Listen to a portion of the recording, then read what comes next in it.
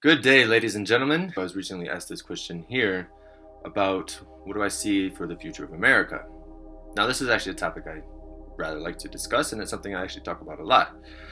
So, from what I see, just at the big picture of things, because that's how I like to do it, is that the old system is collapsing. All the control measures, all the programming, all the conditionings we've gone through over generations of time are now starting to collapse and become revealed. Hence why we see the idiocy of our government institutions, the blatant profiteering from medical institutions, currencies going into inflation more so than they're telling you, especially within the United States, and all these sorts of things that are just like, wait, what's really going on? So things are becoming revealed, and speaking biblically, right, the revelations of secrets, the time of revelations is the revealing of secrets, sorry. And so that's kind of what's going on. In the old empire, just like any cycle, everything has its cycle, and America's under its own cycle, and it's coming to the end of its cycle.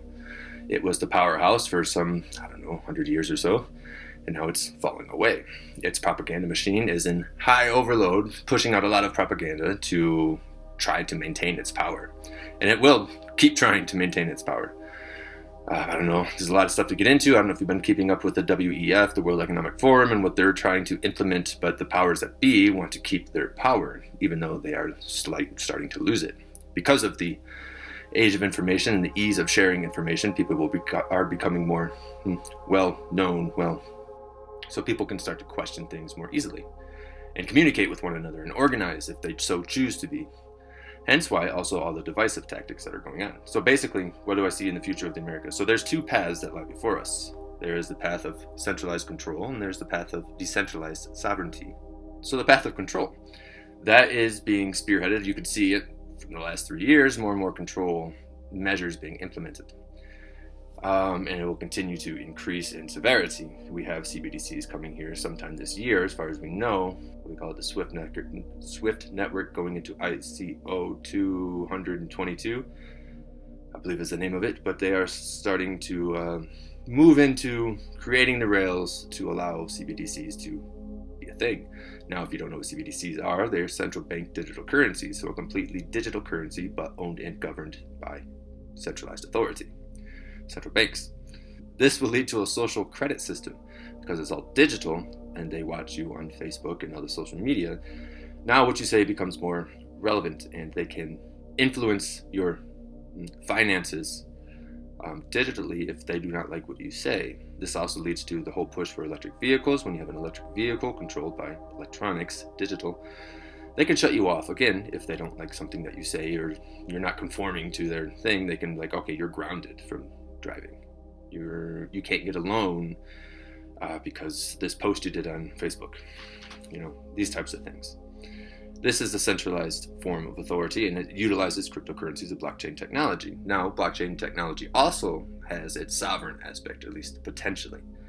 Again, it's all interwoven. There's so many psyops of things. There's so much propaganda that it's hard to tell what is real, what is not, what's for truth and what's for the benefit of humanity and what's against the benefit of humanity, because even spirituality has become hijacked and contaminated with ideologies that sound good on face value but are not so much. I mean, even you can look at the WEF website and their Great Reset proposal, of which a lot of it speaks really good things, but again, what does the fruit show? What does their actions show? What does their talks show? Right? You can watch all these things. It's not like it's a really super secret conspiracy theory. You can look these things up. They have a website, and you can go to their website and see. But like I said, it says good things on the website. Like the first tenet for the Great Reset is about the shift of mindset. And if we made it up once, we can make it up again, which is very interesting, by the way. The reality that everything is a story, and our entire social construct, and our history, his story, it's a story. Oops, sorry. And that we can automatically change it. It's all dependent on the collective choice and belief. As you think, so shall it be. Where attention goes, energy flows. What you focus on grows. All these metaphysical ideas are something that have been known and have been utilized for generations, but just for an alternative motive, such as controlling. So there's that side. Now the other side is sovereignty, right? A currency that is not owned or governed by any centralized authority, but is actually governed by a community consensus. This has a lot of benefits, and it's very complex to And I talk about that, I write about it. You can look at the website. I have posts on blockchain. I even have videos on my YouTube, on this channel that you're watching, about how blockchain can be used to actually benefit society as a whole, because blockchain is just efficient data management in a decentralized, uncontrollable way, right? So it's a community governed thing, and you can actually see where things go when it's decentralized, open source, visible to the public. So taxes become, well, they wouldn't be taxes because taxes are actually highly illegal. They are a form of extortion. So basically the two paths, one leads to control and one leads to sovereignty, freedom, or slavery, basically. And that's all highly dependent on the people and their willingness to do the research, their willingness to look into and investigate the narratives that they're being confronted with, and to not just take everything at face value, but actually having to do some work to figure out what's going on.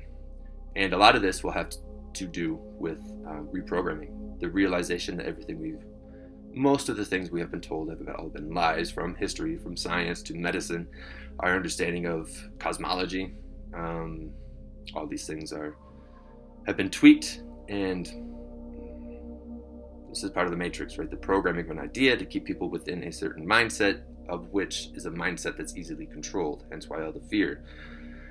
Propaganda, news always being negative to create a sense of fear, because when you have a sense of fear, you seek somebody to come save you, and that savior force becomes worth listening to, right? It's an authority, right?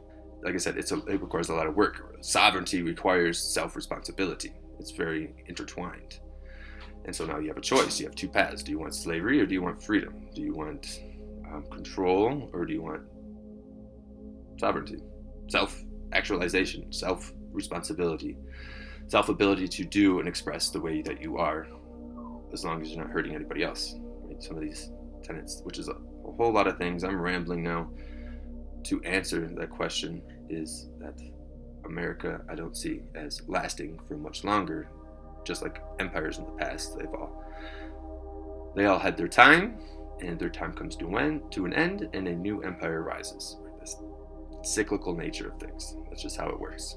And it just behooves of all of us to prepare and to understand this beforehand.